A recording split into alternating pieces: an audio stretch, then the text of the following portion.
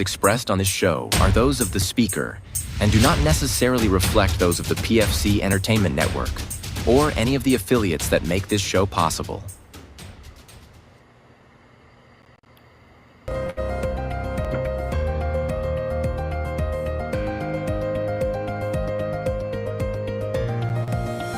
This is the Pure Fury Creations Entertainment Network.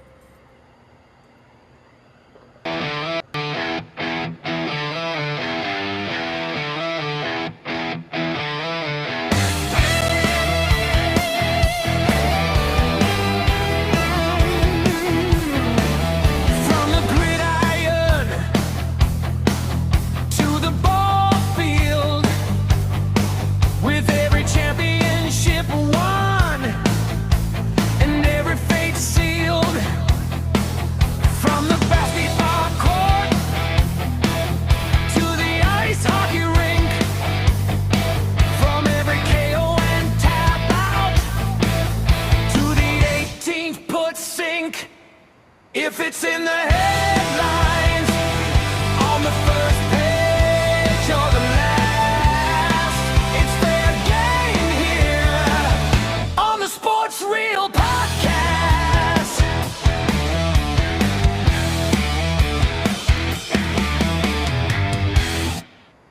To you. And we welcome you to a very special bonus edition of the Sports Reel Podcast on the PFC Entertainment Network. We certainly appreciate you joining us here, and it's going to be a special episode because I'm kind of sitting back in the producer's seat here this week, and I'm going to turn it over to the two co-hosts, the two main hosts of this particular episode. Mr. Tim Sheridan, Mr. Eric Mendal, great to see you guys on a Sunday afternoon. Tim, I'm going to turn this over to you, my friend, and take it away. Cool, rock on. I'm going to get right to it because we have a very special guest right now. We have the 6'1", and they have you listed currently right now at 190 pounds. So, on it, bro. And then he is the wide receiver, former Morehead State, UVA Wise, and College of Idaho, and currently signed to the Tall City Black Gold. He is Naythan Mulugeta. Good to have you on the show, brother. How you doing? Man, if I was any better, I'd be y'all. Yeah. I can feel you right there because I just got off the golf course, bro. So I'm pretty fucking feeling pretty good right now, even though I played like shit, but my kid played pretty fucking good. So I'm pretty happy. But, man, like I have been kind of doing some research on you. I've listened to stuff, so I know your story right now. So I've been excited to have you on here to actually talk about your story. So you're from the Los Angeles area. That's kind of where you grew up, and you started out playing soccer. Give us a little bit of history on that. I started playing soccer when I was 4. That was the first sport I played. I played for about 9 years. Just kind of knew it wasn't for me long term, you know, especially being from the LA area. There ain't really a soccer culture out here. And honestly, I was just tired of always being the only black kid on my team, bro. Like, damn. So, and all my friends in middle school played football. And my older brother, he was or still is a big time Broncos fan. And every time he was over, we'd be watching the Broncos games. And I would always pay attention to a specific player, Demaryius Thomas. And I'll just watch him run and catch passes over the middle, catch some deep balls. I'm like, damn, like, I want to do that. Like, that looks fun. And I was begging my mom from 6th grade on to start letting me play, but she didn't let me play till 8th grade. And that's when I let soccer go and gave football a full go. All right, so 8th grade, you finally got into football. So that's still, is that middle school still in California? Because I know ours gets weird. So you started middle school, which it's crazy. Every time you ever hear something about coming from, you know, a soccer background into football, I always hear about a kicker, and you went wide receiver, bro. So, like, that's a wild get. So you start your journey, and I can understand the whole the whole mom thing, because I wanted to play football when I was younger too, and my mom was like, hell no, you're not doing it. You know what I mean? So I never got that opportunity either, and I went a different direction altogether, even though, you know, by the time I got to high school, coach wanted me to play for him, but I went a completely different direction. But so 8th grade, your mom finally breaks down and lets you start playing football. How's that experience playing middle school? Um, it was very new, you know. Obviously, never played a contact sport before then, so it was very different. A lot of getting used to. I was one of the bigger kids because 8th grade I was already 5'10". Um, so yeah, it was really just a lot of getting used to. It was cool. Played with some really good athletes on that team. We ended up having this little off-season league in the spring, and that's when it really took off, and that's when I really started to get my feet wet. But that first season was a little rough. I ain't gonna lie. But yeah, Yeah. So now I've heard your whole story now. Like I said earlier in the show here, like I've heard it all, the journey through high school, stuff like that, and you start getting into some injury situations here. Walk us through your high school career with the injuries. You know what I mean? Kind of let us know where you're at, where your head was at that point in time. Let's start out there in high school. Once you start getting into, obviously you played a little bit of middle school ball. Now you're headed into high school. Let us know your journey through high school there. yeah. So coming out that spring league in the 8th grade, that's when football really started to take off, and that's when I started to realize like, oh shit, I'm actually kind of good. And you know, LA Times ended up putting out an article with my name in it, and that's when I really knew like, oh shit, like this could be for me. Like this is crazy. It was just such little experience. And in a 7-on-7 in that summer, I was trying to bat a ball down playing safety, and I landed on my heel. So my knee bent all the way back, and I had a grade 2 tear in my ACL, dislocated my kneecap. So that was just pretty much like it for my freshman season. And I got really depressed. I was just so excited, and you know, obviously being a young 14-year-old kid, looking forward to playing your first season of high school football on varsity at that. Like it was just it was sick. So after that, I didn't really rehab properly. You know, I didn't have a lot of guidance, so I was just, you know, just going where the wind took me. Ended up dealing with a little consistent issue there just because I never fully rehabbed. Sophomore year came around and I'm finally cleared midway through, but I had gained like 65 pounds, so I had to start playing linebacker. And it didn't take me long to figure out like that shit is not for me, bro. I'm not trying to fill no fucking B gap. Like this is not, you know, like I didn't start playing football do this shit. So yeah, I had to deal with that for all my sophomore year, and then after that, I was like, yeah, I gotta lose this weight. Ended up losing a little too much weight. I ended up getting all the way down to like 140, and it was hard for me to even put weight back on just because I couldn't get used to eating like that again. But my junior year started, I finally got back up to like the 160 range, and it was like I took off like right where I left off. It's like I never missed a beat. You know, I started hearing from schools again. I was hearing from Washington State a lot that year. No offers yet, but just getting the interest again. You know, I had 3 tuds in 2 games, and unfortunate circumstance in practice, you know, this guy fell on my leg, and I tore my MCL. So that was it for my junior year. And I tried to come back at the end, but it was just so painful. I got a cortisone shot and everything. So yeah, that was it. And then I was in a 7-on-7 that next semester, and I was trying to run a comeback. Foot got caught in the turf. Boom, kneecap slid out.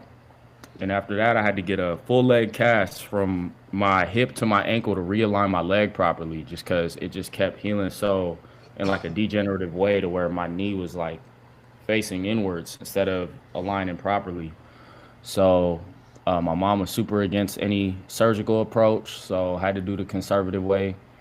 Did that, came back my senior year, and honestly, my whole senior year was just me just trying not to get hurt, bro. Like I was like, I want to enjoy this shit as much as I possibly can. You know, we had a really good team.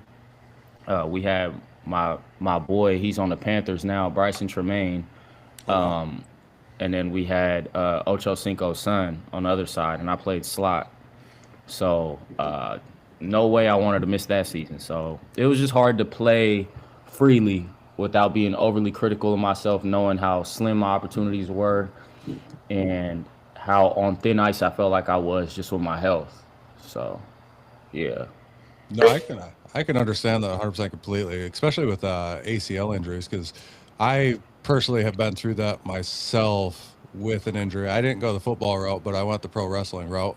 Jason can attest to this because that's how I met Jason years ago. He was a pro wrestling promoter, and I actually tore my ACL in his ring back in '08. So I was there, and I didn't rehab that shit properly either. But by the time I got back in the ring, so like my ACL currently is like I've got like 35% of my ACL still hanging on right now.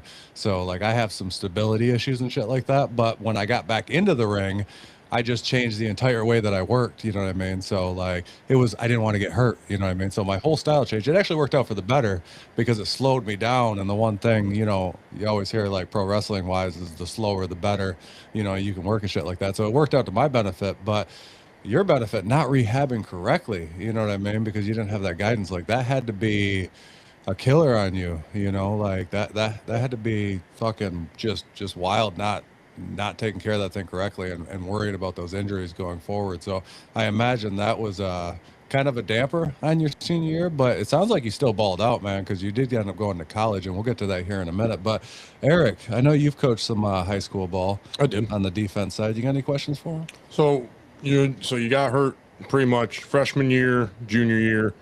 Did you have any letters kind of coming in later in your senior year? Still, schools interested in you, and like D2s, D1s at all?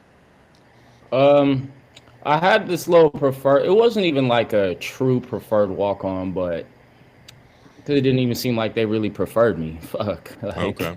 so, but Eastern Washington showed some love my senior year. And the rest were just like NAIAs. Like I remember Northwestern College, Hastings College, Clark University.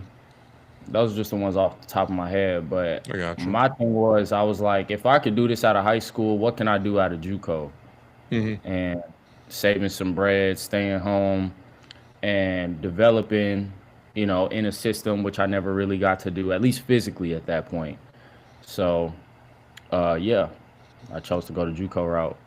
Okay. So yeah, so recruiting, the recruiting, aspect of it was a little rough just because how many injuries you had to deal with, unfortunately, because you didn't have that right stability and, to rehab and all that. So, but it sounds like you made the best of your situation. That's what counts. Yeah, had to. And the fact that I just never went to like camps and stuff. Like I never did no camp circuit or no shit like that. So it was just purely off my film. No like in live evaluations or nothing. Which, yeah, you're talking your film. I got to watch a little bit of it, so we'll get to that a little bit later in the show, but like highly impressed with some of your stuff, but we'll get to that here in a little bit. So you said at this point in time, after high school, dealt with those injuries, kind of came back, didn't rehab fully correctly, but you kind of pushed through this. And I got to commend you 100%, man, because it sounds like through all this shit, you just keep pushing and pushing and pushing. So 100% props to you just to keep believing in yourself and keep pushing through this stuff. Now, you decided to go JUCO. I know a little bit of the story, but explain the JUCO situation, because you started out on one team and then you left and then fucking end up leaving that team right away and going back to your original team while you were playing JUCO. So, yeah, the first team I went to, LA Valley, I remember, damn, that was a fever dream. I got there, this was also a big problem I had, more so when I was younger. I would just attach myself to like an outcome of how I wanted things to go. And if it didn't go that way, I would lose my shit. And I was like, man, I'm going to go there. I'll be a one and done. Like, that's it. Like, I'm going to be there for one semester. I'm going to get whatever school I want, how I want. That's it. Fuck the process. I'm getting exactly what I say I'm going to. Like, I wouldn't be any bit of concerned about what it actually took to get there. I'm just thinking like, oh, that's what I want. That's going to happen just like that. And if it didn't play out in my head or play out in person the way it did in my head, then I didn't really know how to deal with it at the time. But yeah, I went to that JUCO, LA Valley. I was still dealing with my knee a little bit. I ended up getting mono, and they told me if I was running any bit, like I could rupture my spleen. And I was like, damn, I don't really give a fuck. Like I'm not redshirting, bro. Like I told myself I'm getting out of here. Sorry, you know. And yeah, that wasn't really my choice anymore. So stayed obviously, but I had the red shirt. That head coach ended up leaving, and they said they're not going to hire another head coach till the month of the first game that next season. So I was like, oh, I'm going to the JUCO down the street. So I went to LA Pierce. Went there. Man, head coach got fired after like the second game. Big scandal. Still, you can look it up. Big scandal with like living situations for like half our team. Team ended up, slowly shutting down. Coaches stopped showing up, et cetera, et cetera. So that was washed for my second season. And third season, COVID happened. Nobody played. So it was just 3 years just like that. Couldn't do nothing about it. And then I remember I was at a workout at Dorsey High where a bunch of the football players out here train. And I'm going against some guys. We doing one-on-ones and stuff. And one of the DBs was like, what school you go to? And I'm like, man, I'm looking for a JUCO right now. He's like, you should definitely come to ELAC, bro. We need receivers really bad. Ended up going there.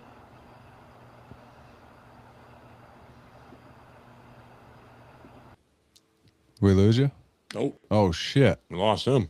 He'll be back. But man, what a story so far. And Yeah. and the one thing that I'm taking away from this with this kid is his resilience. I mean, how many people do we know personally that, I mean, as soon as the first obstacle hits, they're done. It's too much for them. They don't want to put in the work. They don't have the mindset. This kid is cut differently. He's built differently. And what I'm curious to know is how much of his upbringing, how much of his mother's influence is feeding into that, because at this point, that's who we've heard of so far. So I'm kind of curious as to what is the human element that is motivating him, that is driving him to continue to succeed. I mean, knee injuries as a football player, Tim, you and I as wrestlers, a knee injury can be, it could end it all. With football, it's a whole different story. And I am so impressed with this kid's drive and his poise more than anything. Eric, what's your takeaway here as we hopefully we'll get Naythan back on the call here? With having knee injuries so early in your career, playing in 8th grade, then getting one in 9th grade, then getting one in your junior year, it's like, dude, he's definitely he's always believed in himself and he knows what he wants to do. And that's huge for being a 14-year-old kid. And then a 16-year-old kid, like to still not give up and continue, and then going to these other schools, and then COVID happens and he's still trying. It's like he is just he's resilient. He's the definition of resilient. He does not give up on himself, and he's still doing it. Yeah. Yeah, that's my biggest thing right now. He continues to roll the dice on himself, and I have all the respect in the world for people that have that mindset, because I mean that's what separates, and pardon the pun here, the men from the boys. That's what separates people who actually become something versus people who just talk about being something. We can sit here until we're blue in the face and the cows come home and talk and talk and talk and talk. But if there's no action behind it, what the fuck does it matter? It's just empty words at that point. Tim, so far, what's your biggest takeaway with Naythan's story?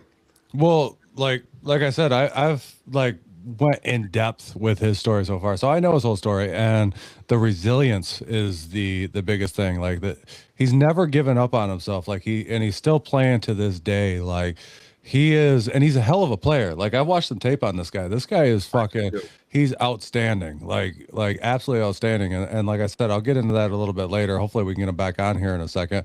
I just emailed him, so hopefully he will log back in here in a second. Sounds like he's having a little bit internet issues.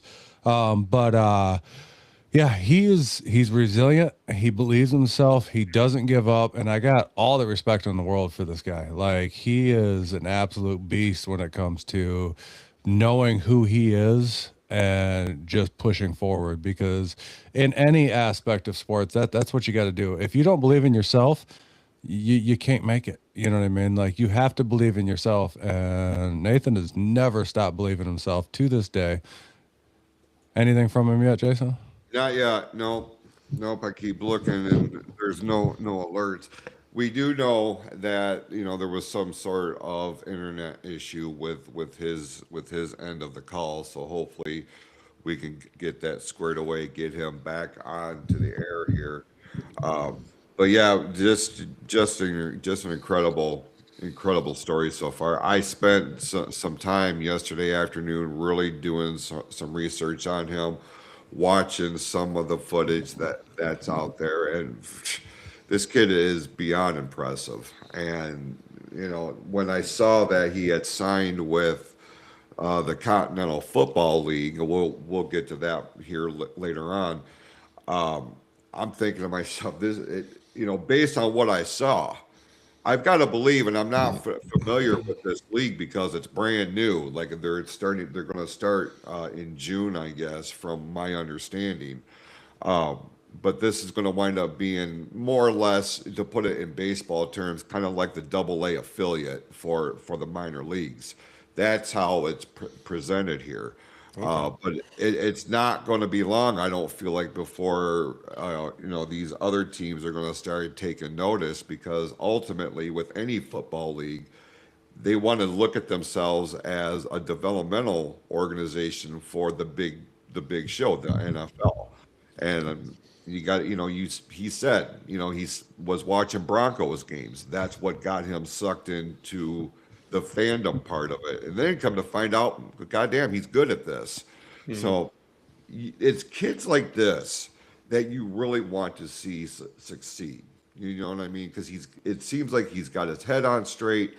He's got the right mindset. He's got grit. I mean, he's got the drive. He's got everything that you need to be a success. That no quit attitude, like, that's on full display here. 100%. And it's actually him watching Demarius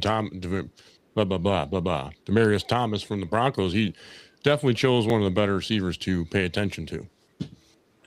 And Naythan is back with us here live on the Sports Reel podcast, special bonus episode. And as a programming note, tune in this Tuesday for our normal show. I believe it's 6:45 this week. Is that right, Tim? That is correct, and I'll do a plug here for that one at the end of the show, because we got some guests coming out. But Naythan, you were talking JUCO. Sorry, a little bit of a drop there, but no big deal. You were talking JUCO, and you had still talking about your first JUCO problem that you went on a program you were in, and you had went to a camp, and somebody had said, "Where do you play currently?" You had a new place that somebody suggested. Let's pick it up from there. Yeah, my bad. Technical difficulties here. But yeah, so I remember he was like, "You should come to ELAC. Like, we need receivers." And I was like, "Man, you know what? Like, I'm super down with that." So transferred to ELAC. Got there, had a really good camp. Earned the starting job. But after that first game, that first game I already played just because we blew out a team like 70-0. So like all the starters sat out. And then that second week, that's when I knew, I was like, okay, this is actually me getting a feel for how the season gonna be. Like, this is actually my first real game that wasn't gonna be a blowout. And that Thursday, I remember I wasn't feeling well.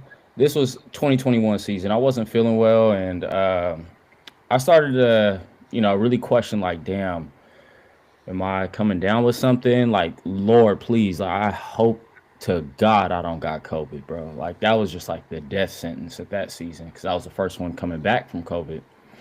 And I remember I went to the ER that night just because I was throwing up. I wasn't feeling well.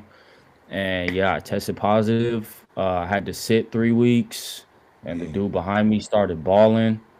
So when I came back, it was kind of his show. But they was working me back in, luckily. But that first game, I actually started to, play. My knee, that was just the one that tipped me over the iceberg. The final one that forced me to get surgery. So that was kind of it for my journey at ELAC. All right, so Jason, while Naythan was off there for a second, you had a great question that you wanted to come out with. You want to lead with that one? Listen, Naythan, I look at the human element of the sports story. That's kind of my focus on this. And, like Tim, I had done some research on you yesterday, read your story, looked at some of your film and things of this nature, just so I had an idea of who we were talking to here today. And the one thing that I want to ask you is, so far in your story, as you've laid out here, there is a number of characteristics that jump out at me. Your grit, your resiliency, your determination, your no quit attitude. And you've mentioned your mom. And so what I want to know is how much of your upbringing and how much of her influence has helped mold you with this mindset to be a success. I don't want to assume anything, but I got to believe her influence was a major factor in this, along with your surroundings throughout your school career. Would that be accurate? I mean, honestly, my mom wasn't really involved in a lot of my sports stuff. So it was really on me for a lot of it. It was just the fact that I had to be my biggest fan. I had to be my biggest supporter. I had to be my biggest critic. I had to be, it was really all on me. And credit to my older brother as well. Like he, was very in tune with me in football at such a young age, even to now.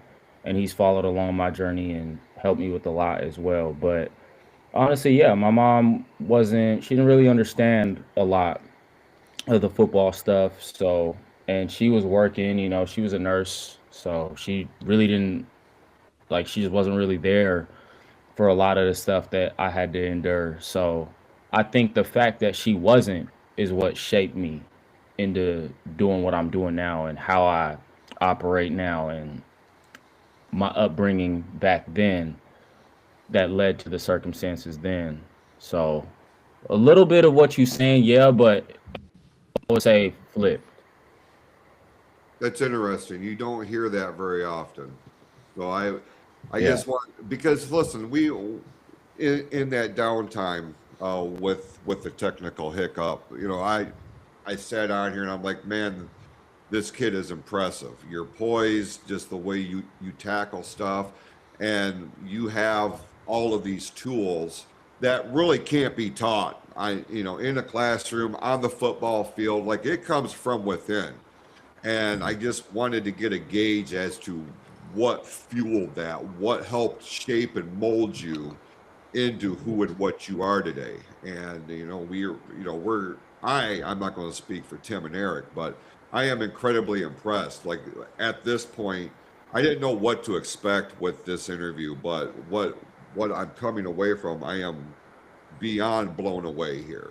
And I just wanted to make you know, like this, you are something special for sure. I appreciate that, bro. I mean, then again, I'd say another thing that drove me is just I never wanted to, how do I word it? Honestly, I just didn't want to be a fucking loser, bro. Like, damn. Like, I just wanted to make sure that if I had a dream and I had a vision, that I could make this shit happen. Like, regardless of the circumstances, regardless of what happened, how it happened, why it happened. Uh, One thing that I really wanted to work on, that like I mentioned before, was just not attaching myself to an outcome, or like telling myself a story in my head and making sure that it happens that way. And if it doesn't, then oh fuck, I'm gonna pick up on patterns that make sure that I am right about this, and that. Like the outcome is none of my business, bro. Like I don't. I really wanted to fall in love with the process it took to get whatever I want. Like whatever I want ain't changing. Like I know that. I know what I want for myself. I know what I see myself doing, et cetera, et cetera. But without being present in what I got to do now, what's the point?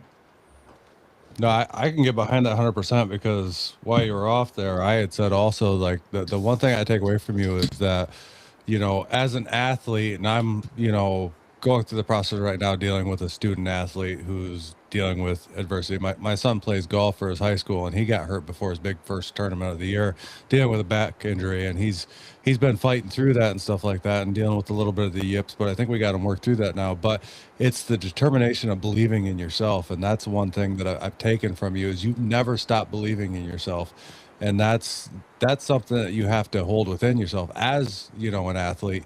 If you don't believe in yourself, you're not shit. You know what I mean? Like that's the one person that has to believe in you is yourself.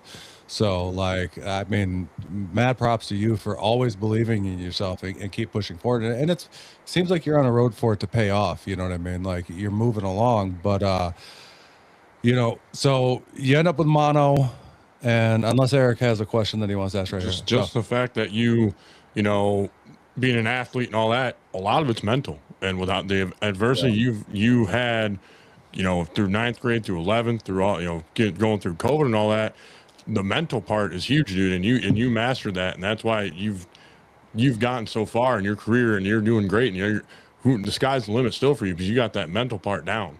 And that hats off to you because that's one of the hardest parts.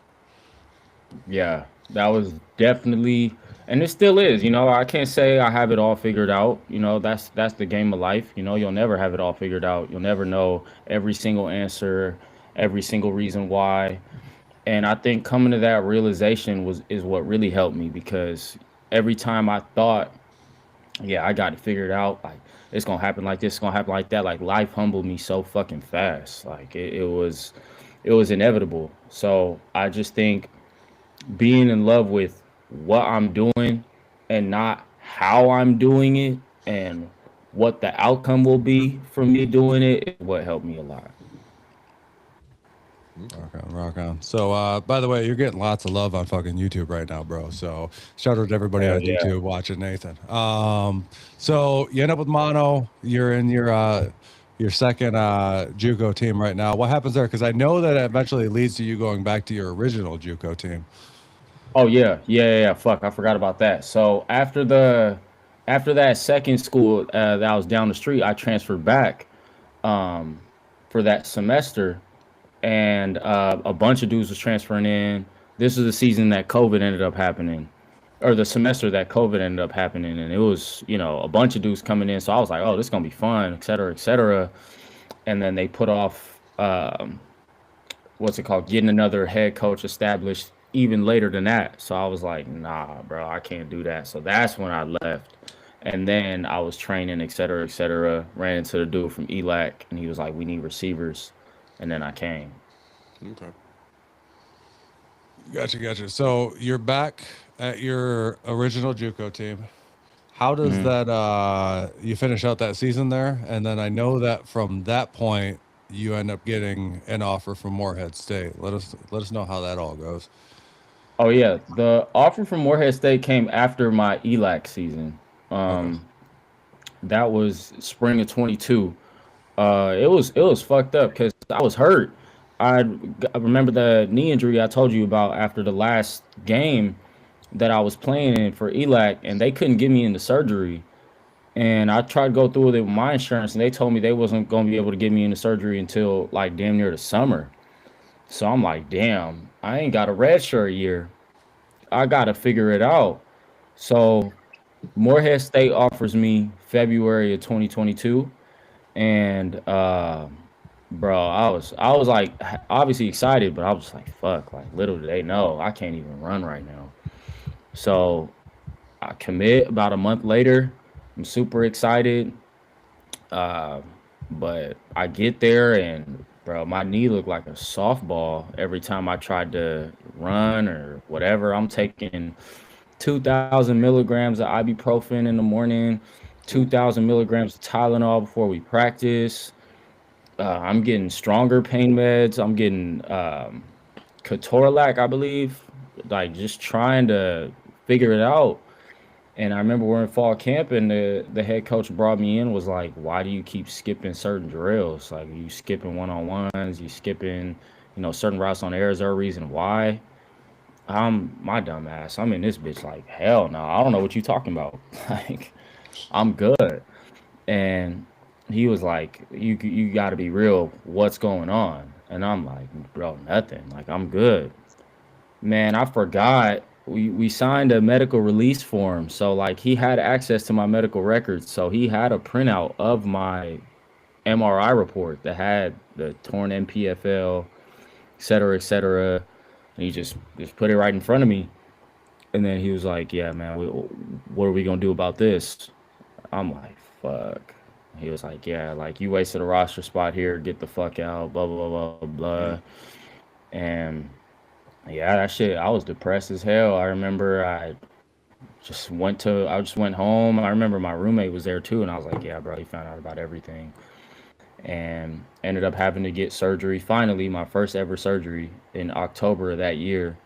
But I just loved being there so much. Just the fact that I got an opportunity. I practiced every single day. I did not miss a single practice, no matter what. Even they told me to get the fuck out. I'll never play, et cetera, et cetera, et cetera. Like, hopped on scout and I practiced every single fucking day till I had surgery. Literally the night practice before the morning I had surgery, I practiced. So, yeah. So it didn't even really, like, you still just were trying to get those reps in because you knew after you got the surgery, you just wanted to come back and get another shot. Maybe not there, but somewhere else then. So that's why you still practice even that night before that surgery then, correct? Oh yeah, it was just like, man, if it's gonna be my last time here, I'm gonna go out with a bang. Shit, like I'm gonna do what I can. At the end of the day, I'm getting surgery anyway, so and I That's know I'm fair. not playing this year. So I was every day was just a battle mentally, just like how bad can I endure this pain? Like, cause this Mhm. shit is no joke. My kneecap can slide out at any given moment. Like I can straighten my leg too fast and it could just so Dude, that's but no fucking joke when that shit happens either. I've seen that literally firsthand. Like it's wild to watch a kneecap pop to the side of a leg or something. But so Morehead State deal with the injury stuff like that. Now, this is the biggest question because it's something we've talked about a bunch of times. At this point in time, is this when you first entered the portal? nah. I entered the portal 2 years after, yeah, 2 years after I got to Morehead State. So in 2024 is when Okay. I entered the portal. That next season, I had the stakes. I had no film, and but he told me straight up like you ain't never gonna play here. So I was trying to call his bluff. Shit, I'm like, man, if I ball out, I'm gonna do what to do. Like, you're not gonna keep me on the bench. Man, I didn't play a fucking snap. I didn't play a single snap. That 23 season, that next season, even with limited opportunities, like when the depth chart came out, like I'm below the freshman. Like I'm like the last, because my receivers coach who recruited me there left. So we had a new position coach and everything, and he was just relaying the message from the head coach. So got there, any little opportunity I got, I made sure I made the most of it. But mentally, it was so hard because I'm also so worried about what their opinion is on me, which I shouldn't have, obviously, but I'm just like, fuck, I gotta please them. I gotta please them. I gotta please them. I gotta please them. I gotta make sure I'm doing it their way, how they said it, how this, how that, how that. And I'm not doing shit for myself. And after that 23 year, first time in like 20 years at Morehead State, they wiped the head coach and we got a new one in. And I finally got to participate in my first spring ball in spring 24. And I had a pretty good camp. I had one bad day. I remember that day got to me, but the rest I had a pretty good camp. But that head coach was very honest as well, and he was like, "We're not gonna play a senior who ain't played a game in 2 years. So we just don't see you being here, and we're gonna make room for guys we want to bring in because we can only bring in so many guys after the spring window." Mhm. So that's when I had to jump in the portal. Gotcha. So you go into the portal now. This is something that we've talked about a million times in the show, and you're talking about the portal now. It's something that was hard back in the past in college football. But how exactly, somebody who's been through the portal, just so we can, have the people who watch the show understand how does the portal work and what does it look like? Um, it's basically you just tell. Oh, and another reason why I had to jump in the portal too is the compliance office at Morehead State refused to put in my request for an extra year of eligibility because I had missed 2 years out of my control. So even if I would have stayed at Morehead State, I wouldn't have been eligible to play football. So they kind of fucked me with not even being able to go to another Division I school after them. So that's why I had to go D2 after that. But yeah, the portal is like you just tell compliance that you want to get in the transfer portal. They're just going to tell you, your eligibility requirements, et cetera, et cetera. And then they'll email you the confirmation. That's usually what people screenshot when they post their stuff on Twitter with your NCAA ID number. And with your NCAA ID number, coaches can verify your eligibility, et cetera, et cetera. And your name is in the transfer portal, which, coaches and compliance offices have access to. And yeah. Okay, so it's kind of just setting yourself out there, and then you can just transfer. So nothing crazy. But so yeah, you're talking about you kind of got robbed of 2 years, and I go back to the start of your college years was kind of around that COVID time, which kind of fucked a lot of people because I remember that my kid, he started college the first year of COVID, and he, my oldest boy, he ended up not being able to actually go to college his whole first year. He ended up having to do everything online for his entire first year of college, which actually benefited him because by the time that he actually made it to a dorm, he decided to party a little bit too much, but that's a story for a different day. So he ended up not lasting very long at college. But so you kind of got robbed of a couple of years, probably. I'm imagining those COVID years, of eligibility. But at this point, you go into the portal, and I think this is where you go to UVA Wise next, correct, in Virginia? Yep. How'd that program go there? Man. So I remember going to the spring game. Yeah, because it was only like 2 hours from Morehead State. So I went to the spring game, and it was cool meeting the coaches. We had a legendary receivers coach in Sammy Coates, former Steeler and Auburn Tiger. So it was cool having a lot of guidance from him. But he wasn't really involved in my recruiting process, and I didn't know why till after. But it was mainly the offensive coordinator who was recruiting me. And I think they kind of got me when I was down because they knew that I really explained my whole situation to them. And I think they kind of knew that, like, even with a little bait, I'm going to bite on it.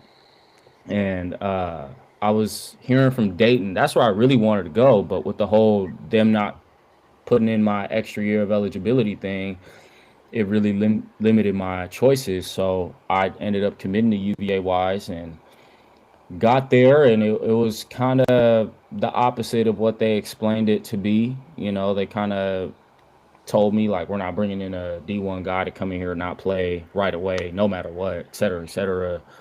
Like, we want this to be a real plug and play opportunity for you, this, and that. And got there. We're a 12 personnel only school. We're 12 personnel only, and fall camp was very limited. We only had like 2 days of one-on-ones that I could remember. Maybe like 3 days of 7-on-7, and every other day was just 30 plays a team, and we're not even running the same plays as the ones we're running. And I realized I would try so hard to gain their approval of every single little thing that I was doing, every single way.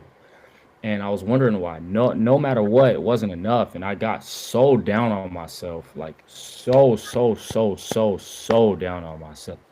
Because I was so attached to the outcome of how I thought it was going to be, no matter what. And that was my fault. But coming to realization after, it's fucked up to say. Like, they only brought me in because they thought one of their receivers was going to be ineligible or wasn't going to play that year, et cetera, et cetera. And he ended up staying with the team, but they never told me anything. So it was kind of his show. So I think that's why they kind of made it a little more difficult to overcome whatever it is I needed to do to get on the field. Because you got two guys who've been together 3 years at that point. We're 12 personnel only. It's kind of hard to make everybody happy because we literally only had 12 personnel. We did not have 11, 10. It was legit only 12 personnel. So, yeah. All right, so you finish up. I'm taking it was a year at UVA Wise, and then you enter the portal again. And this kind of when your story gets a little crazy because you didn't realize you had another year of eligibility. So tell us the story on that. So yeah, so after that season, obviously I still had aspirations of playing, but I was just so sick. I'm like, there's no way the season just went like this, bro. Like, I'm sick to my stomach. I'm just like, fuck, I don't even know what to do. So I'm home. I remember I'm chilling, et cetera, et cetera. I get a call, and it was from my school, and I had an incomplete in the class, and they called me. They're like, are you gonna, fix the incomplete, or else you're not gonna be eligible because you need to pass a certain amount of units. But in my mind, I'm not going back to school. So I'm like, what? I'm like, eligible. I'm like, I have another year, and they were like, yeah. I'm like, well, put me in the fucking transfer portal. I am not going back there, bro. There's no way. So they put me in the portal then, and oh, I missed a big part of the story.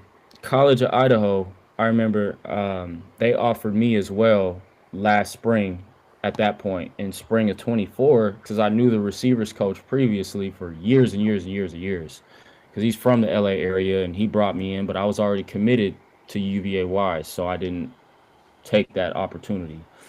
And called him immediately after that. I was just like, bro, please, like, take me. If you take me right now, I'm not even going to announce I'm in the portal. Like, I just want to go there. That's it. And he was like, unfortunately, like, it doesn't work like that, et cetera, et cetera. So I'm like, damn. All right. So explored the transfer portal in spring of 25. Racked up 7 offers, I think, mainly D2s, obviously. And the only NAIA I was considering was the College of Idaho. And it came down to Clarion in Pennsylvania or the College of Idaho. And more than happy I picked the College of Idaho, to be honest. Rock on. That's kind of like where, because like I said, I've watched a podcast you were on previously, and this is kind of where that podcast ended because it was about a year ago. So I don't know anything beyond this point. Now you've transferred to the College of Idaho, found out that you had another year of eligibility. How's that season go? Because I've seen some footage of that. And we'll get into that in a minute. Like, because that's why I think I've seen a lot of the game footage was from there. How did that season at College of Idaho go? Shoot, honestly, not the best. I was still stuck in like just the story mode of like it's gonna go exactly how I imagine it. It's gonna go exactly like this. I finally got this. It's gonna go exactly this way. Um, I'm with the receivers coach who's known me for this long. Like it's gonna be this way. And fall camp starts, and I'm just overly critical. I'm like, I have to do things exactly how he says, because word for word, telling me stuff like, I don't give a fuck if you win, if it ain't my way, you're not gonna play. So I'm like, damn, fuck winning. Like, I gotta do whatever he says. So that was fucking with me a lot. And ended up pulling my hip flexor in camp. So I didn't really get to participate much in fall camp, but came back, and then I'm balling in practice. Like, I'm really doing my thing. It's like, damn, I'm feeling good again. Like, I'm in a groove, et cetera, et cetera. So that's when I'm like, okay, well, this is my only season. I ain't never had no spring ball here. I've only done one spring ball my whole life in a 7-year college career. So I'm like, every time I'm doing something good, it's like I felt like I needed the recognition to know that I'm doing the right thing because I ain't got much time. But again, the outcome is none of my business, bro. I just needed to be focused on the now, no matter what. But I was obviously so self-critical and wanted to make sure that I was doing the right thing, so much to the point where he's telling me, like, you can't keep coming in, bro. Like, you can't keep coming in my office every day asking this, and that. So I'm like, damn. All right, well, I'm gonna make sure I could still cheer on the other guys who I'm still best friends with to this day. And yeah, it was kind of how the season went. I ended up getting hurt. I fell on my shoulder in practice and sprained my AC joint. So that kind of limited me. I didn't sit out for that. But then later on in the year, unfortunate circumstance, I just run into a DB and dislocate my shoulder and tear my labrum. So I was still trying to play on it. Didn't really work out. I didn't even want to get an MRI on it because I wanted to keep playing, and I got an opportunity at the FCS Senior Bowl, but that ended up getting canceled. So it's like I put off surgery and everything else for no reason, pretty much. So, yeah. Man, bro, if I'll count correctly, I think that's up to like 8 injuries through your whole career so far. Something like that. It's crazy because, like, none of them, like, they were all just so unfortunate. They're not like, oh, he has a degenerative this or he has this going on. Like, this is a constant thing, whatever, whatever. Like, ever since I had surgery on my knee, like, I've had no issue. And even with my shoulder now, like, I feel fine, and I'm going to be cleared a month early. So there's really no ties to any of my injuries, to be honest. Gotcha. So getting into now, because I've watched some of your footage that you sent me over and stuff like that, and I was talking to you a little bit online, and I was telling you, man, your route running is fucking phenomenal, especially like your way to create,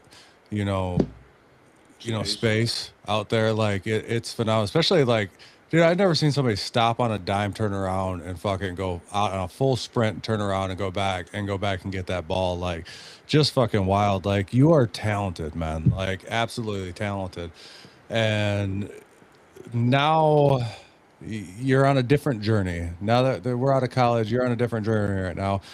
Currently, you are signed to the Tall City Black Gold. What was the process of that, of getting signed by them? And let people know, like, I know I talked to you a little bit earlier. You're still in California here, and you're going to be reporting. Is there a training camp you got to report to here pretty soon? I know you guys start playing soon, but what's the process of that, of getting signed by them, and what's that look like?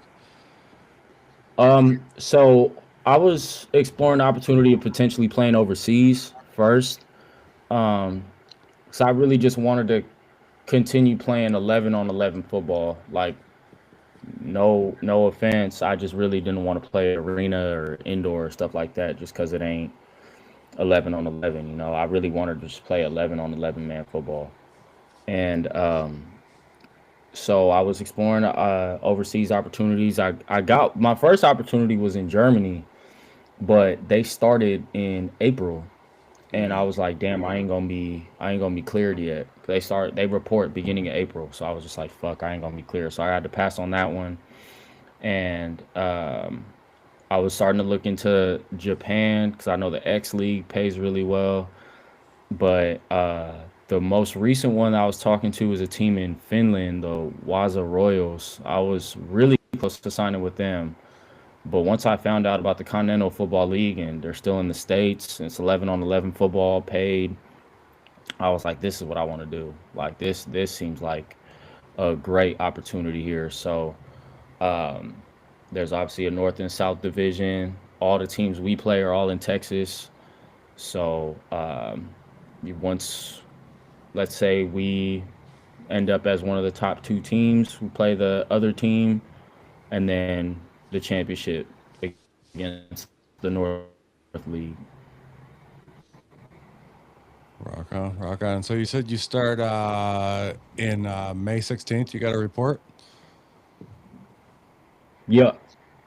So is that like a training camp, or is that just starting out? You guys just go full out right from there? We have a week of training camp and then play our first game. Oh shit! So everything's real tight right there. So You got to look out for that. Yeah. Jason, you got anything to ask while we're right here? I just think this is such an incredible story, and you know, with you playing for the Continental League now, does this open more? I would imagine, and correct me if I'm wrong, but this is going to open up more eyeballs. More. This is going to raise your awareness among the sport. Are you looking at this as a springboard to the NFL eventually? I mean, is that your ultimate goal here? I mean, obviously, but I just want to be a little more present with what's going on right now. Like this opportunity itself is amazing. I don't want to already look forward to what's next. I got to take advantage of what's right now.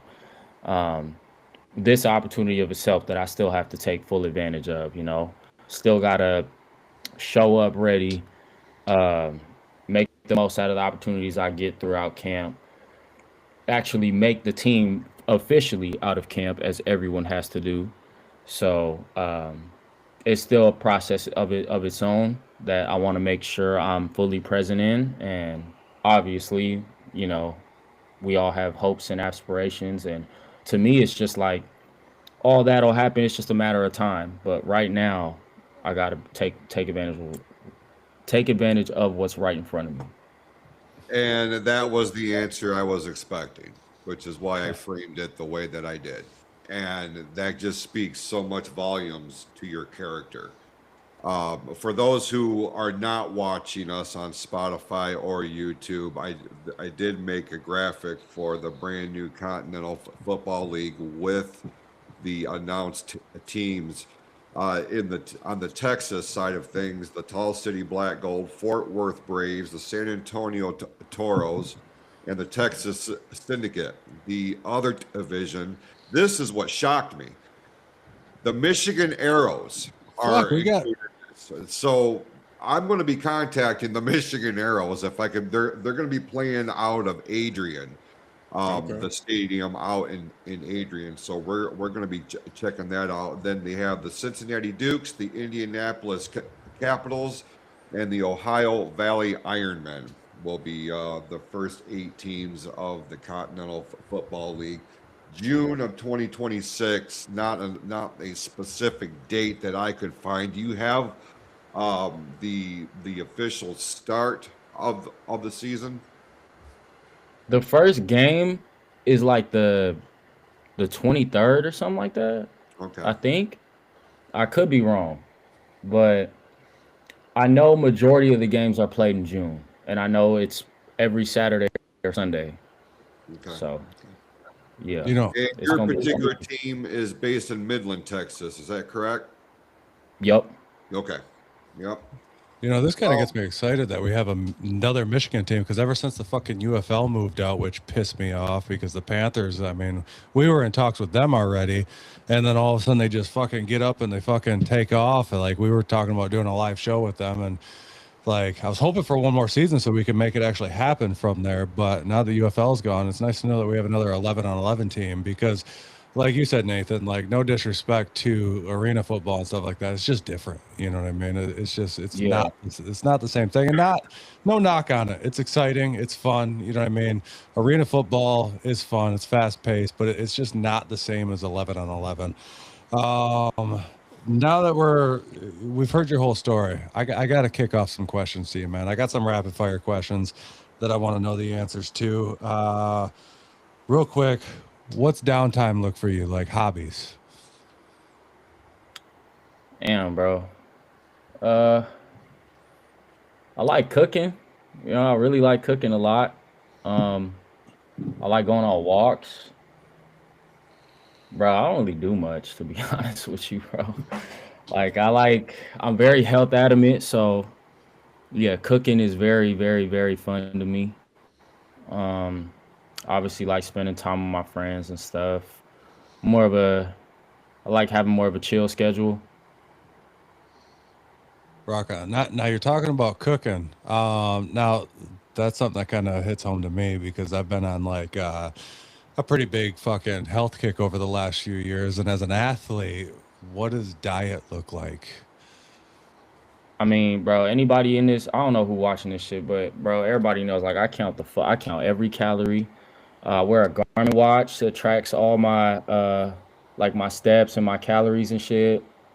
And then I put all my meals into MyFitnessPal. I weigh everything. Um, so I just weigh and eat my food accordingly. Not every athlete do that. There are some people who don't give a fuck about what they eat and it works for them, but I just know that this works for me, so that's what I do. No, I can get behind that 100%, dude. Especially coming from somebody because I mean, Eric can attest, I've dropped like 116 pounds in the last year and a half. So like, you Damn. have to track everything. It was all based on, I never got into it, shit like that, but it was all based off a cancer scare. Like, I thought I was dying at one point. Once I thought I was dying, it was like, fuck, I need to get healthy because I want to be here for my kids when I get old. But yeah, everything is tracked to the fucking T. Like, I meal prep everything. So I get that all together. You like a high protein, you know, medium carb type of guy? I like high carb just because I don't want my energy levels to dip. So, I'd say the most, as far as my macros, I eat the most amount of carbs as I can, and then protein, and then the rest will fall below. Oh yeah, but you're probably working your ass off right now. You said you've been training like crazy, so like Yeah, training, man. you need those carbs to keep up. Like I don't do as much training as probably you do, so I go more protein, less carbs. Um, Next question. Now, you said you grew up watching, you know, the Broncos, but who was your favorite athlete and team growing up? Favorite athlete or like does this gotta pertain to football? No, it doesn't have any sport, man. Like favorite athlete and favorite sports team growing up, any sport. Damn. I probably have to say the Broncos just because I love football um, the most out of every sport, obviously. And that's what drew me into watching football as much as I do now. But favorite athlete, I'd say the most influential as far as, you know, being a kid was probably Kobe. Like One of the that goats, was, man. yeah, I probably have to say him, but whole different ball game if you want to talk about who my favorite receivers are. So I can get into that, Well, let's hear it, man. Let's hear it. bro. Give us a Num- top five. Give us a top five favorite receivers. okay, top five best of all time or okay, can I go Your five favorite. best and then five of my favorite? Sounds good. All right. Five all time, Jerry, bona fide number one. Randy, Calvin, Rock on a little AB? Detroit love right there. oh yeah, for sure. AB and then Julio. Okay. Okay. I By like that. far, easiest top five. I know if my brother watching this, he probably gonna say like some He is. He old wants shit. you to Like, smile. I know he probably gonna say like Larry Fitz or something. Like he just like one of them like older, you know, or like Larry Chris Fitz, Carter man, and shit. that But dude, Larry Fitz was he was he was he was something different. He never got hurt. He was always you could always count on him. He played, I think, like 16 seasons. Something long. That's for a receiver. That's long. So, but I respect that top five. Now, what's your top five? Devontae Adams, number one for sure. I've been watching him since the 2020 Green Bay season. Okay. I still watch that tape to this day, all the time. So Devontae Adams has always been my favorite receiver to watch. I love watching Ocho Cinco. That's also a guy I really try to take from and model from. His footwork was them two. incredible. Yeah, them two have definitely been the most influential to me. I'll have put AB back on this list as well. Somebody I watch a lot of his old stuff, especially the 2015 season. I watch a lot of JSN as well. I like his game a lot. And yeah, it's fifth. I'll probably have to say two. I watch a lot of Steve Smith and Amon-Ra, I'd say. Okay. Okay. More Detroit love, man. I'm loving it. Yeah. You gotta love Amon-Ra, especially because you said you played a lot of the slot there. That's You know what I mean? Steve Smith though. That dude was a dog, man. He did not care that he Yeah. was 5'8", 5'9". He played like he was 6'4". That dude was a dog. Exactly. Like you 5'9" playing X, that's crazy. Like Yeah. that's insane. Yeah. So I really fuck with that. And I worked out with Amara a couple times. So we had the same trainer back then. So Really? I got to see the person too. Yeah, Damn. he got it for sure. So watching him now is crazy. One of the best in the league, and we get behind him. Obviously, you can tell we're Detroit fans here. So, I mean, we're based out Oh of yeah. Michigan. So, we're looking forward to this season coming up. Next question. Dream scenario. What QB would you like to play with? Ooh, all time or current? Current. I mean, give me your all time and then give me current. And shoot, currently. Oh shit, that's a good ass question, bro. Uh, all time, I probably have to say Aaron Rodgers. Like, just the arm talent is just ridiculous, bro. Like, making every throw, and he threw to my favorite receiver. So, It's true. yeah, I would definitely have to say A-Rod. But right now, I don't want to be generic and say Pat Mahomes, Oh, you can do it, man. You can do it. I got but the I'm gonna say jersey Pat hanging. Mahomes. Yeah, that's what I'm talking about. I got a little Pat Mahomes love on the wall over here because I'm a Lions fan, true and true, but my AFC team is the Chiefs. Pat Mahomes, I think, is gonna be the future GOAT. So no, I love that. Eric's over here fucking just Shut up. he's getting pissed. Shut up. You know, if Scott was in the chats, he'd be eating me up right now. But no, I love that. I mean, Pat Mahomes is He's good. I can't deny it. Yeah. He's one of the best ones. He's good. I mean, honestly, I'm left thinking one out. What's that? I left one out. There's one guy, definitely Baker. That's one guy who just he's just a fucking dog. Like that's Yeah, one guy That's a better pick. yeah, like you just want to go to war with, bro. Like he don't give a fuck. I fuck with his game hella. So No. I would definitely have to add Baker on there. I can get behind that 100%. Baker's an animal, man, and what he's done down in Tampa to the resurgence in his career in Tampa has been absolutely awesome to see. But I mean, much respect for Aaron.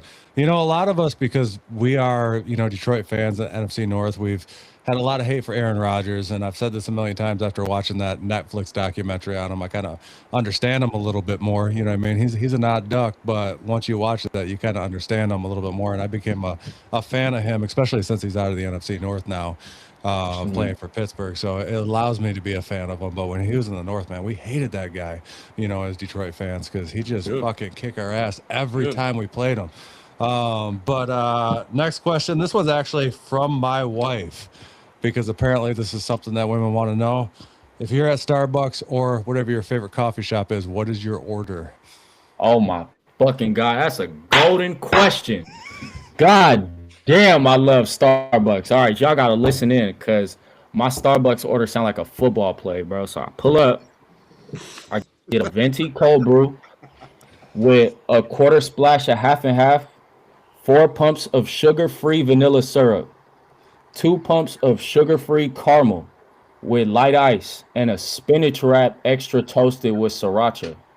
Damn. Fuck yeah. I fuck with I got to give props to my wife because I didn't know how that question was going to go over, but it went over hot. I could tell you mine. I pulled up. It's a fucking vanilla protein latte on ice, 180 calories, 30 grams of protein right there. Boom. Like very easily. But yeah, like that one went over, man. Next question.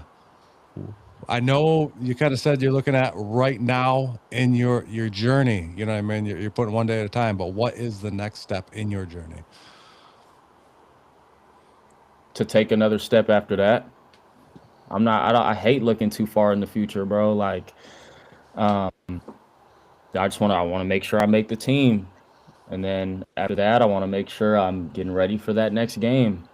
And then after that, et cetera, et cetera. I mean, obviously I want to play at the highest level, but me attaching myself to doing that before I'm taking advantage of what's right in front of me is going to kill me, bro. I've done that all my life and I'm not going to do that again. No, I feel you there. You know what I mean? One day ahead of you at a time, you know what I mean? Live for today, and try to see where it leads you for tomorrow. Last question here. As a father of a student athlete, it's one question you always ask: what is your advice for any young athlete, coming out of your journey? What advice would you give yourself or any other athlete, young athlete, coming up? It's never as bad as it seems, and it's never as good as it seems, no matter what. Like, it is never going to be exactly how you expected or exactly what you worse or exactly what like you forever feared, like no matter what. So there's always a learning lesson in every single situation. Um, it's your choice to have the perspective you want on it. And if you let that perspective dictate your next move, you better hope that perspective is positive, or else you're just setting yourself up for failure. So um, I would really just try to attack every situation as a learning experience and take full advantage of your resources. Put your ego aside and make sure you're asking the right questions, make sure you're doing the right things that lead you to what you want, but just to be present in wherever you're at and use it as a learning curve. Rock on, rock on. And I'm going to add one more on there. And this is kind of playing off of what our normal show usually is. Obviously, this isn't our normal show. We talk a bunch of sports, which I want to get with you because I want to get you on one of our normal shows because I'm sure you watch all sports and shit like that. So I want to get, especially after your season with the Tall City, to talk about how that went. But I want to get your feel about all sports in general. But we just come off the NFL draft. Which team do you think made the biggest splash in the draft? Damn, I was hoping you would talk about the draft because I love talking ball. There's a couple teams that I feel like did really well. Um, I really like the Titans pick with Cardinal. I feel like they were lacking a real vertical X. Um, I really, really like that pick a lot. A lot of people say, because he wasn't a wide receiver one on his team, how is he going to do it in the league? But I mean, you coming into a situation where you have a quarterback with superior arm talent. You have a very, very experienced Z who played in the SEC, who knows a lot of ball, et cetera, et cetera. So I feel like he's walking into a really good situation to not only come in there and be the piece that the Titans need, but also has experience next to him. So I really, really, really, really, really like the Titans pick. Um, I don't think the Broncos really tried to take big swings. I know they took a running back and a safety and a linebacker. I remember that, but I don't think they did the absolute most they could. But I would have to say the biggest winner. I know I got my answer. I'll have to say the I would have to say the Packers. You think the Packers got the biggest winner? Yeah, they got a lot of projects at corner, and I know they like a lot of bigger, aggressive corners, and I feel like they found exactly what they were looking for with the picks they had. That's very true. I mean, yeah, that's not something I want to hear being a Detroit fan, you know what I mean? But I honestly think the biggest splash in the draft, and I think the team that's going to be, you know, make the biggest noise this year is the Giants, man. Like the Giants got me worried Yeah. this year. Like they made some big moves in the draft this year and they got a lot of good picks. And I mean, that was a team that was scary last year. I mean, you get a healthy Scatterboo on the field, that guy's a fucking animal. And Jackson Dart, I mean, I think he's probably one of the most exciting quarterbacks coming up in the league right now. And you put some weapons with him, especially, I mean, and that defense was actually legit last year. I mean, Detroit played him last year and it was a tough game. They beat them, you know what I mean? But I think that team's on the come up and I think they're within at least 2 years of a Super Bowl, to be honest. Like, I think Super they're Bowl. dangerous. I honestly think the Giants are within 2 years of a Super Bowl, to be honest. And I'm not a Giants fan. Like, I'm not, I mean, I'm a Detroit and Kansas City fan, but that team's got me worried right now.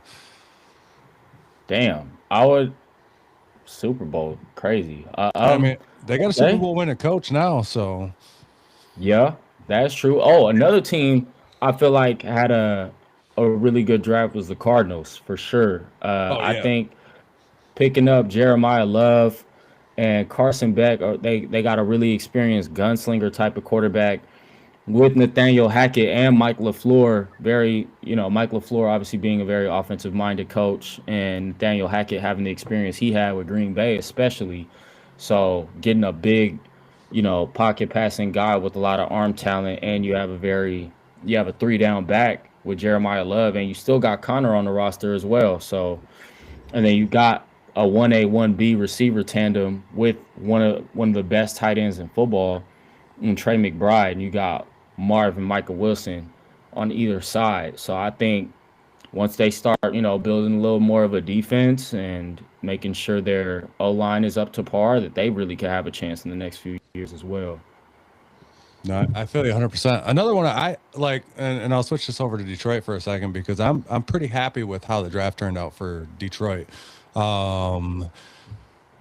They took a big right tackle in the first round there, which I was really leaning towards them taking a left tackle, but all the rumors were they were going to move Panay over to left tackle, which honestly, if you're going to want to protect Jared Goff, you're going to take, the best right tackle in the league, move him to left tackle, which is his natural position anyways. And you can shore that up that he don't have to worry about what's coming in from behind him. And you take a beast of a right tackle, who does really well in space. I mean, the guy, his pass rushing grade was really, really good. He's a little bit lacking on, the run blocking grade, but I think that's something that he can work through. He was still pretty good there, but then, they got their edge. They got Derek Moore out of Michigan, which a lot of love for us out of Michigan. I mean, we love Michigan football. So to get him, they got another linebacker out of Michigan. I think they did really well in the draft too. So I'm excited to see what that team could turn into, because obviously we're looking at, let's be honest, Detroit has one of the best offenses in the league. They have for the last few seasons. It didn't drop last year, even though they didn't make it. They didn't even make the playoffs last year. They still, I think they had the third highest rated offense in the league last year. They just got weapons. I mean, you were talking about Amon-Ra, that you've worked out with him before and stuff like that. That's a hell of a weapon. And, that offense is stacked with Jahmyr Gibbs. And, we should get Laporta back at some time this year. And let's see what that turns out for him. J-Mo. Oh, yeah, I can't forget about J-Mo at all. J-Mo's fucking nasty. I love J-Mo. Just a weapon on the outside that can just fucking super fast. Now, that was another question I got to ask you. 6'1", 190. What's your 40 speed? You look pretty quick on film, man. You said what would my what be? Your 40 speed. Oh, shoot. I've never timed my 40 a day in my life, bro. To be honest with you, I have never. Watching footage, man, you look fast. So especially on the outside there. So like I was kind of questioning that. But how'd you feel about the Detroit draft this year? Honestly, I didn't pay too much attention to who Detroit picked up. To be honest, I only really pay attention to teams who I know needed a lot of pieces, and it never really seemed like Detroit needed much after watching last season. I'm just so offensive minded. I only pay attention to offense. So like when I think of Detroit, I think of Jared Goff.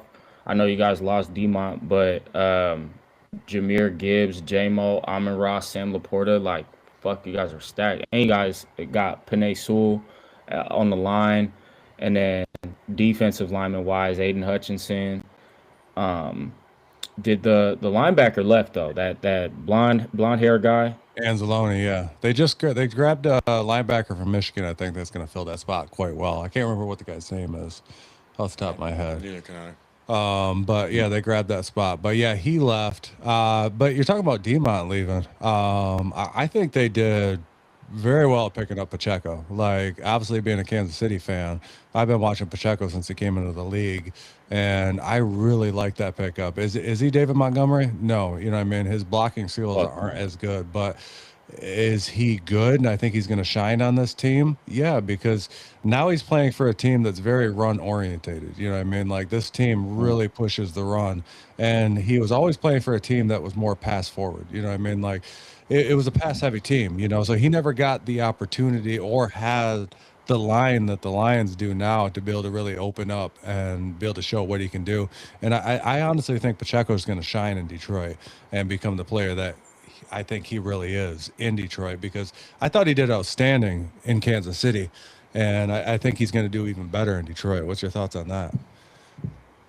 Um, I don't really know with that, to be honest. I would have liked to see Pacheco on a team that doesn't do a lot of outside zone schemes. 'Cause I feel like that's not really his strong suit. He's more of a downhill runner. So, teams that do a lot of, duo stuff or a lot of downhill running between the A gaps, stuff like the Seahawks typically tried to do a lot. I feel like he would have shined in that type of offense. Is the opportunity there for him to get the ball on third down? Of course. Or any like second and short, third and short opportunity? Sure. But I just feel like with the offense we've seen last year, at least the offense I've seen last year, I would have loved to see him in a offense like the Seahawks with a lot of downhill running attack, staying in a lot of 12 personnel, 13 or not 13, 11 occasionally, but heavy 12 personnel to make sure you're running downhill. Which I think that's going to be the opportunity he's going to get here, because I think the Lions, we're going to have a new offensive coordinator coming in, obviously.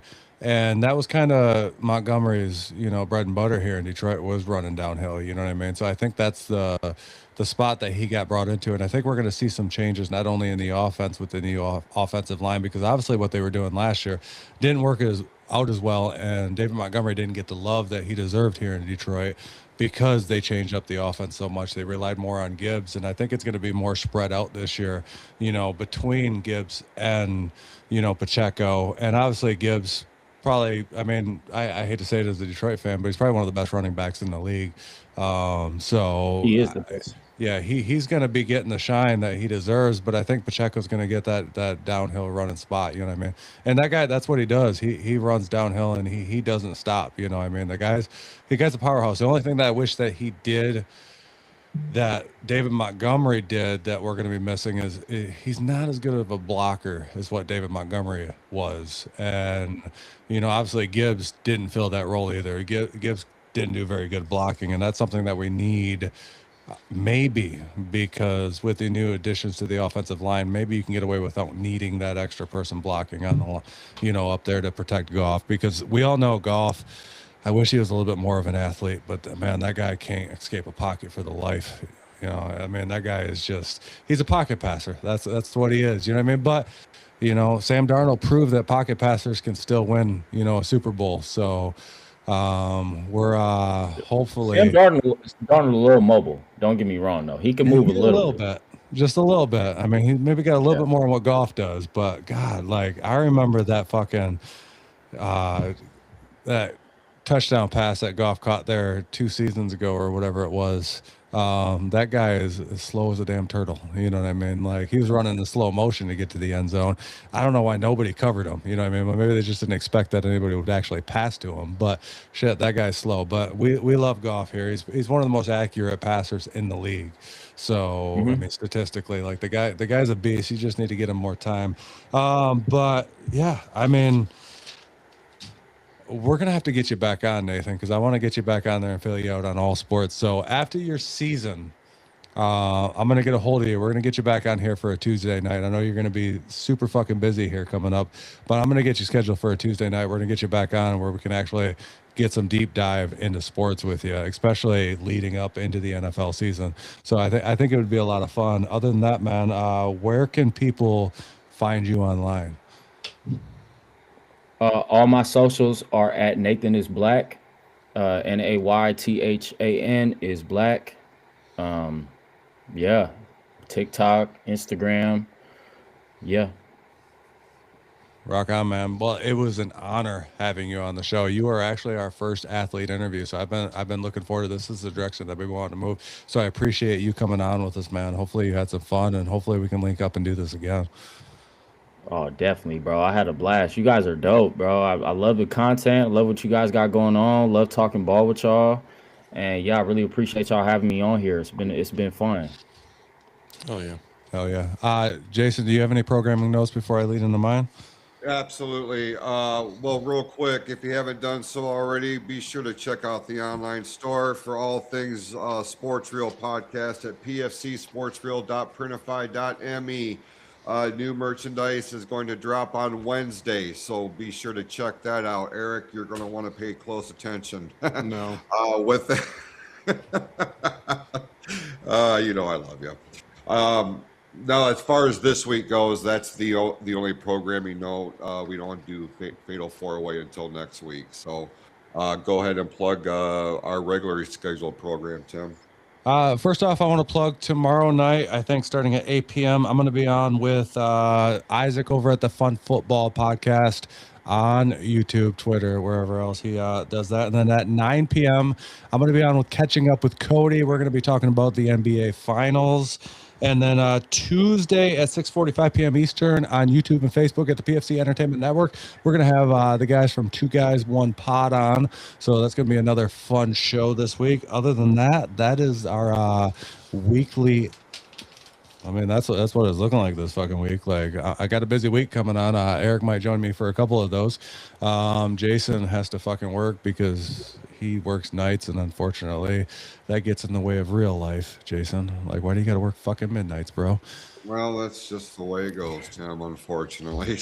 But Naythan, thank you so much for being on the show with us. We're going to be keeping close tabs on you, and we absolutely wish you all the best with this new season with the Continental Football League and the Tall City Black Golds. Good luck to you, my friend. I appreciate you so much, Jason. Thank you so much, Tim and Eric. Y'all been dope. Appreciate y'all too. Go out there and ball out this year, man. With that, go out, be awesome to yourselves and to each other. We'll see you Tuesday night live at 6:45. This has been the Sports Reel Podcast on the PFC Entertainment Network.